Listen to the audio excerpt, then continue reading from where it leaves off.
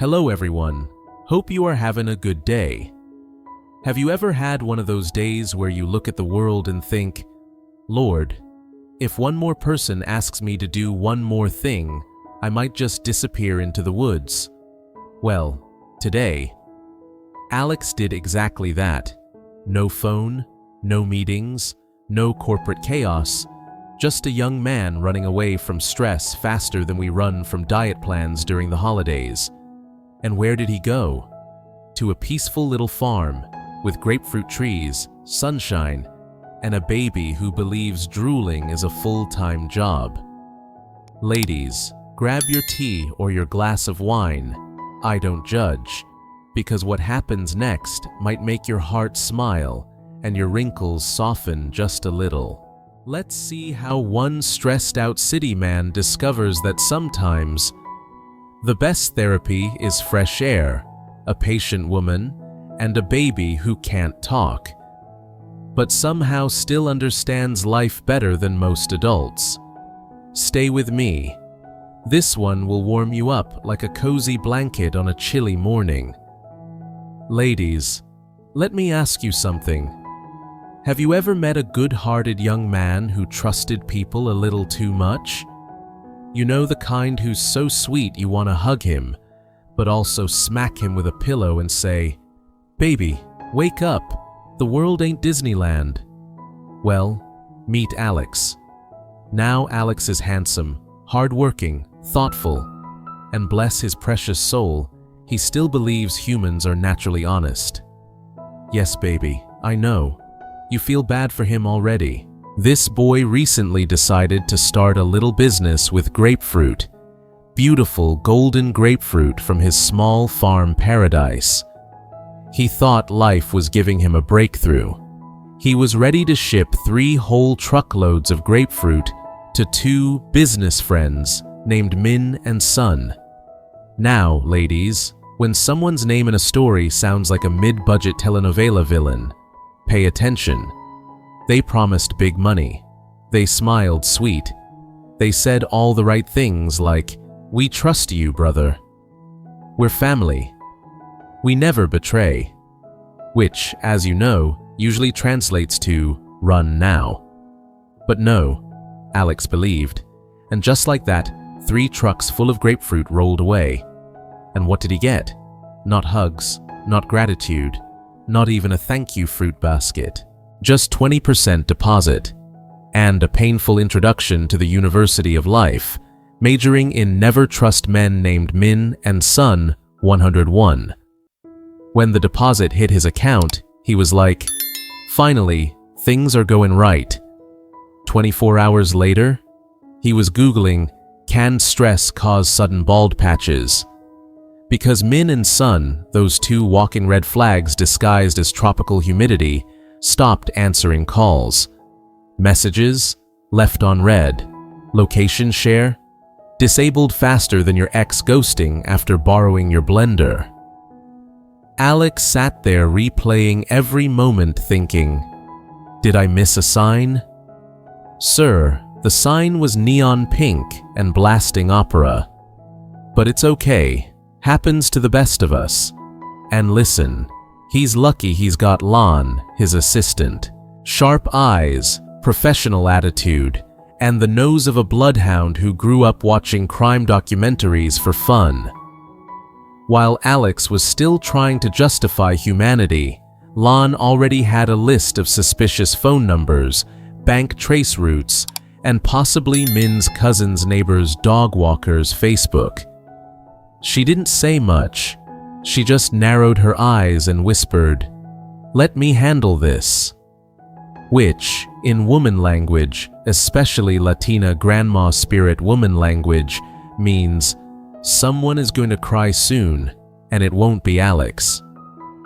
Now, while Alex was getting emotionally robbed by 2 pineapple-headed scam artists, life wasn't done throwing tomatoes at his face.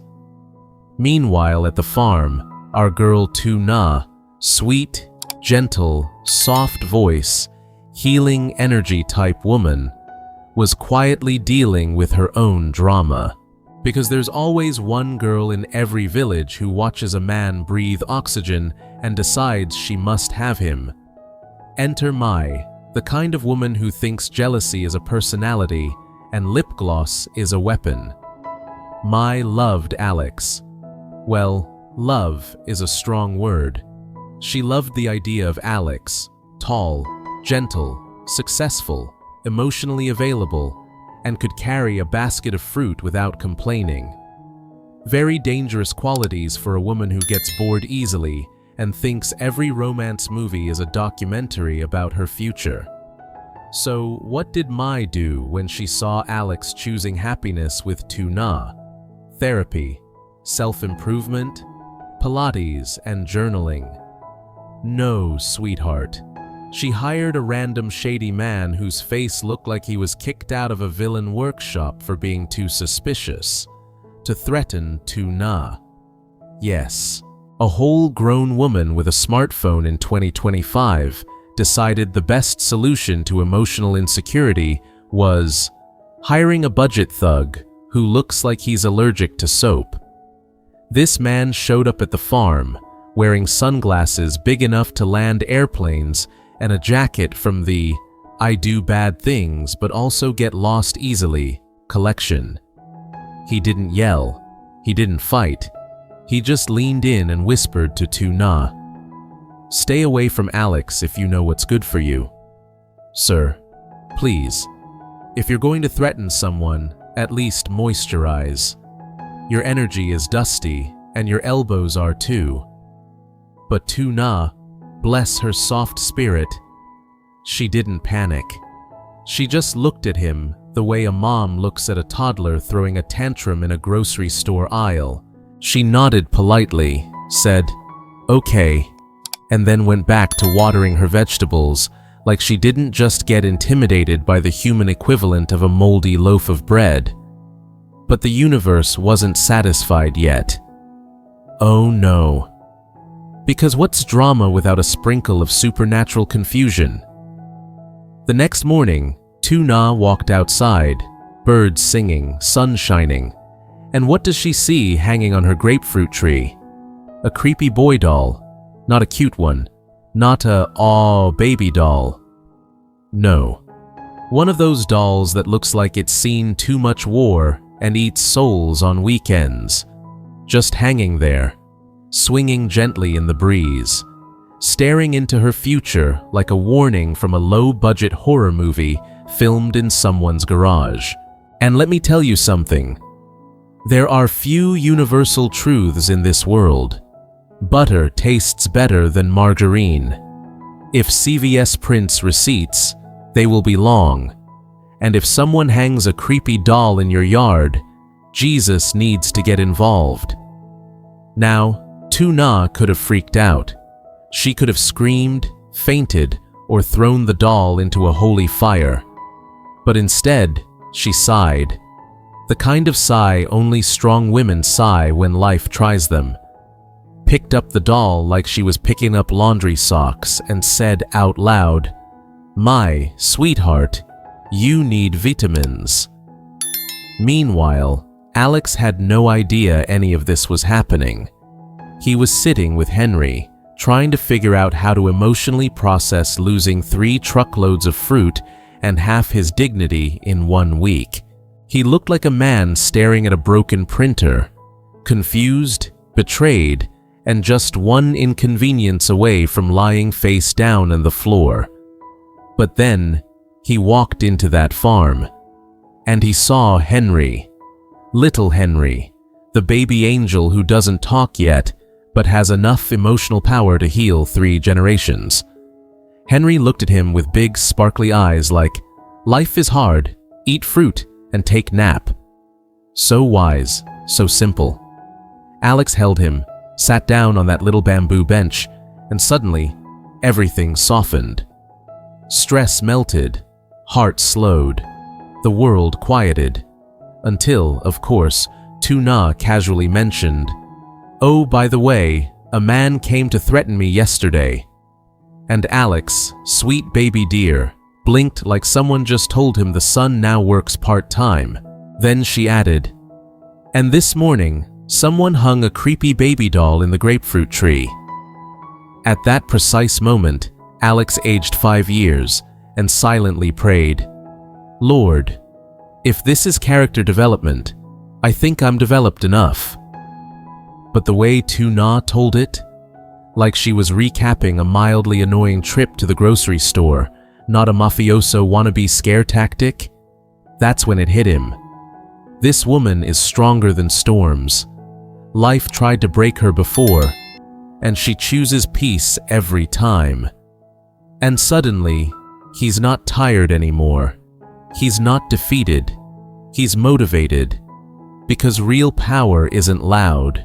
It's quiet. It's a young woman watering leaves after being threatened. It's a baby smiling even when the world gets weird. All right, ladies, gather your tea, or your coffee, or your glass of grape juice for adults. I don't judge, because here comes a little farm-flavored drama, served sweet, not sour. You remember Mai, right? Our dear Mai, the kind of woman who smells a good man from 3 villages away and immediately thinks, yes, mine. Destiny sent him. Universe, don't argue. Bless her competitive little heart. If life were a love contest, she'd sign up, show up early, bring 3 outfits, and then cry if she didn't get the trophy by breakfast. So when Alex smiled at Tuna instead of her, oh honey, Mai didn't just feel jealous, she felt inspired. The way raccoons feel inspired when they see a trash can without a lock. First, she sent that odd little man to warn Tuna. A man who looked like he got lost on his way to a low-budget gangster movie. He whispered threats like he was ordering soup at a library. And when that didn't work, Mai upgraded from mystery to spiritual confusion. She marched to the farm at dawn. Heels, hair, eyeliner sharp enough to slice a tomato, and hung a creepy baby boy doll on the grapefruit tree. She admired her work like she just painted the Mona Lisa of emotional terrorism and whispered, "That'll show her." But karma said, "Not today, Cinderella." Her heel got stuck in the mud. She slid like a goose on wet tile. Makeup smudged, dignity gone, smelling like grapefruit and poor decisions. The farm didn't judge her. No yelling, no fighting. Just nature gently whispering, "Baby, calm down." Inside, Tuna hummed while washing vegetables. Henry babbled. Alex, somewhere between heartbreak and hope, realized peace always wins over chaos. And now, dear viewer, if this farm-flavored storytelling made you smile, made your heart softer, or made you think, well, at least my love life isn't that dramatic, then don't forget to tap subscribe. Leave a friendly comment. Tell me, should Mai come back, grow up, find a new crush, or join a meditation retreat to cleanse her doll-hanging spirit? We're building a cozy world here. Sweetness, humor, healing, a touch of chaos but always with grace. Not noisy drama, not messy gossip. Just a little cinematic spice for the soul. Stay here. We've got more stories growing in this grapefruit garden. And trust me, you're going to want to see what blooms next. Alex, exhausted and betrayed after losing 3 full truckloads of grapefruit to 2 smooth-talking scammers, escapes to Tuna's quiet farm for peace. Meanwhile, sweet baby Henry, a tiny philosopher who only drools and giggles, becomes Alex's unexpected therapist. As Alex tries to breathe again, he learns Tuna also faced chaos. A jealous girl named Mai sent a suspicious man to warn her and even hung a creepy baby doll on the grapefruit tree, like she was auditioning for a discount horror movie. But instead of panicking, Tuna simply smiled, watered her plants, and moved on, stronger than any drama. Sitting under the trees holding Henry, Alex realizes healing isn't loud. It's calm voices, baby laughter, and choosing peace over chaos. And just like that, this little farm becomes the place where stress melts, courage grows, and love quietly wins.